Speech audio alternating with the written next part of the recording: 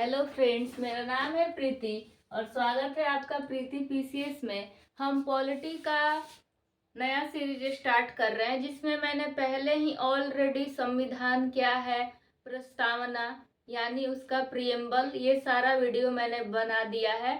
आज हम जो संविधान में हमारे 22 भाग है उसका भाग 1 पढ़ने वाले हैं, तो वीडियो को स्किप मत कीजिएगा। हम ये क्विक रिवीजन करेंगे ताकि हम पूरा डीप में नहीं जाएंगे, मेंस के पर्सपेक्टिव से नहीं पढ़ेंगे, हम पीटी के लिए पढ़ाई कर रहे हैं।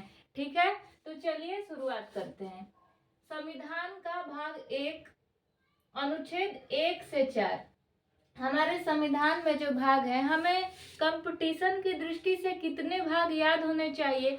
तो भाग 1 जो है अनुच्छेद 1 से 4, भाग 2 जिसमें हमें पढ़ना है नागरिकता। ठीक है, पहले संघ के बारे में पढ़ना है, फिर नागरिकता सिटीजनशिप अनुच्छेद 5 से 11, फिर हमें पढ़ना है भाग 3 में मौलिक अधिकार अनुच्छेद 12 से 35, उसके बाद पढ़ना है भाग 4 यानी डीपीएसपी राज्य के नीति निर्देशक सिद्धांत। उसमें हमें क्या करना है, उसमें अनुच्छेद 36 से 51। ठीक है, राज्य क्या क्या करेगा क्या नहीं करेगा।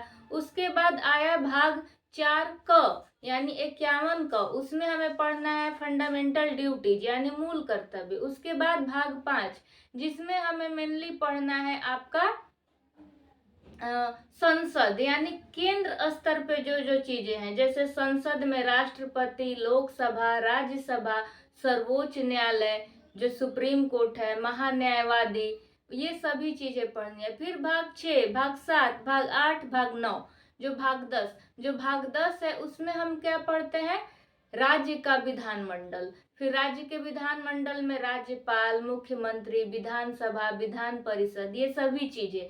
तो आज हम भाग 1 पढ़ने वाले हैं और हमें भाग 1 से भाग 5 तक का जो भी अनुच्छेद है, अनुच्छेद 1 से लेके अनुच्छेद 78 तक हमें कंठस्थ होना चाहिए। और पीसीएस एग्जाम के लिए हमें जो विधानमंडल है, राज्यपाल, राष्ट्रपति, विधान परिषद, विधानसभा, ये कंठस्थ होना चाहिए। तो चलिए आज हम भाग 1 अनुच्छेद 1 से 4 के बारे में बात करते हैं। ठीक, अनुच्छेद 1 क्या कहता है कि भारत अर्थात इंडिया राज्यों का संघ है यानी यूनियन ऑफ स्टेट्स होगा। ठीक है, भारत अर्थात इंडिया राज्यों का संघ होगा, राज्यों का संघ। और कभी कभी स्टेटमेंट देता है कि निम्नलिखित में से कौन सा कथन सत्य है, कि भारत यूनियन ऑफ स्टेट्स होगा। यहाँ पे संघ, यहाँ पे यूनियन न लिख के फेडरल लिख देगा, तो फेडरल इंडिया में नहीं है, याद रखिएगा, संघ का इंग्लिश फेडरल भी होता है। ठीक, तो ये संघ होगा तो भारत के क्षेत्र में कौन कौन से क्षेत्र शामिल होंगे, तो 3 क्षेत्र शामिल होंगे। कौन? तो भारत का राज्य क्षेत्र जो हमारा स्टेट है वो संघ राज्य क्षेत्र यानी यूनियन टेरिटरी। उसके बाद कौन शामिल होगा, तो ऐसे अन्य राज्य क्षेत्र जिनका भारत सरकार अधिग्रहण कर ले, यानी अगर हम अधिग्रहण कर लेते हैं तो वो क्षेत्र शामिल होगा भारत में। क्या क्या? स्टेट्स, यूटीज और जिसपे भारत सरकार अधिग्रहण कर ले वो चीजें। ठीक है, चाहे वो किसी ट्रीटी संधि के माध्यम से करे या युद्ध में ले ले या फिर और भी कुछ कारण हो उसके द्वारा ले ले। ठीक, अब देखते हैं अनुच्छेद 2 क्या कहता है। अनुच्छेद 2 कहता है कि संसद को यह शक्ति दी गई है कि संसद विधि के द्वारा 2 काम कर सकती है। कौन कौन से 2 काम? तो संघ में नए राज्यों का प्रवेश करा सकती है, उनकी स्थापना कर सकती है। ठीक, संघ में नए राज्यों का प्रवेश और उनकी स्थापना। ठीक है, ये 2 चीज करेगी। पहला तो भारत जो है यूनियन ऑफ स्टेट्स होगा, दूसरा संसद विधि बनाकर दूसरे राज्यों को ला सकती है, उसकी स्थापना कर सकती है।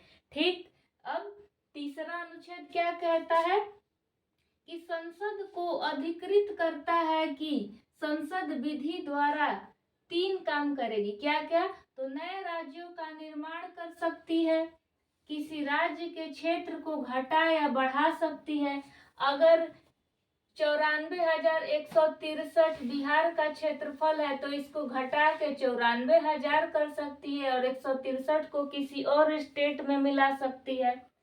किसी राज्य के सीमाओं या नाम में परिवर्तन कर सकती है। अगर किसी का सीमा में परिवर्तन करना हो या नाम चेंज करके दूसरा नाम रखना हो तो वो कर सकती है। कौन? संसद, ओनली संसद। अगर प्रश्न में आ जाए प्रधानमंत्री या विधान परिषद या विधानसभा मिलके या मंत्री परिषद मिलके या राष्ट्रपति या सर्वोच्च न्यायालय, तो ये कोई नहीं, याद रखिएगा कि संसद ही ये काम कर सकती है। ठीक, अभी इस अनुच्छेद 3 में कुछ इंपॉर्टेंट पॉइंट्स है जिसको हम देखेंगे। ठीक, और इसी वीडियो में हम अभी अनुच्छेद 4 के बारे में भी डिस्कस करेंगे और एक बार हम क्विक रिवीजन कर लेंगे अनुच्छेद 1 से 4 तक में, जहां से प्रश्न बनते हैं। ठीक है, अब देखते हैं कि जो भाग 3 में, जो अनुच्छेद 3 में, भाग नहीं, अनुच्छेद 3 में जो हम नए राज्यों, जो राज्य की सीमाओं में परिवर्तन है, उसके क्षेत्रफल को बढ़ा सकते हैं, घटा सकते हैं, ये संसद कैसे करेगा? तो इसके लिए अनुच्छेद 3 में 2 शर्तों का उल्लेख है। पहला शर्त, दूसरा शर्त। पहला शर्त क्या है कि इस तरह के विधेयक को राष्ट्रपति की पूर्व सिफारिश के बाद ही संसद में पेश किया जाएगा। अगर प्रश्न बनता है कि किसी भी राज्य के क्षेत्र में या सीमाओं के नाम परिवर्तन को बढ़ाने घटाने के लिए केवल संसद ही सर्वोपरि है या राष्ट्रपति की पूर्व सहमति की आवश्यकता नहीं है, तो ये कथन क्या हो जाएगा? गलत हो जाएगा, क्योंकि आपको राष्ट्रपति की पूर्व सिफारिश के बाद ही संसद में पेश किया जाएगा। ठीक, दूसरा शर्त है कि अपनी सिफारिश से पहले राष्ट्रपति उस विधेयक को संबंधित राज्य विधानमंडल को भेजेगा।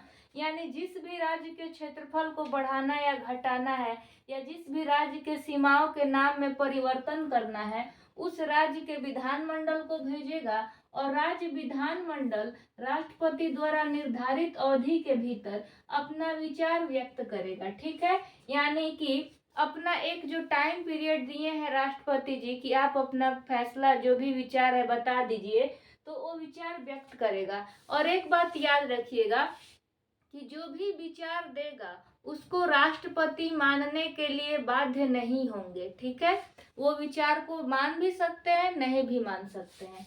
ठीक, ये था हमारा अनुच्छेद 3। इससे क्या निकल के आता है निष्कर्ष कि भारत विनाशी राज्यों का अविनाशी संघ है। यानी कि राज्य को ये अधिकार नहीं दिया गया है कि आप भारत से, संघ से अलग हो सकते हैं। अगर कोई तमिलनाडु हो या कोई भी स्टेट हो और ये बोले कि हम स्वतंत्र एक देश बनना चाहते हैं, हम भारत से अलग होना चाहते हैं, तो वो ऐसा नहीं कर सकते हैं। ठीक, यानी भारत विनाशी राज्यों का अविनाशी संघ है। विनाशी राज्य कहने का मतलब कि हम क्षेत्रफल में बढ़ा सकते हैं, घटा सकते हैं, सीमाओं के नाम में परिवर्तन कर सकते हैं, उसका अविनाशी संघ है। तो अगर कभी पूछ ले कि भारत विनाशी राज्यों का अविनाशी संघ है का संबंध किस अनुच्छेद से है, तो अनुच्छेद 3 से है, याद रखिएगा। ठीक, हमने अनुच्छेद 1 में क्या पढ़ा कि भारत यूनियन ऑफ स्टेट्स होगा। दूसरा में क्या पढ़ा कि संसद विधि के द्वारा नए राज्यों का निर्माण कर सकती है। कैसे? तो विधि बनाकर, या फिर अगर हमने अधिग्रहण किया है किसी क्षेत्र को तो उसको भी। तीसरे में क्या है कि संसद किसी भी राज्य के क्षेत्रफल को बढ़ा सकती है, घटा सकती है।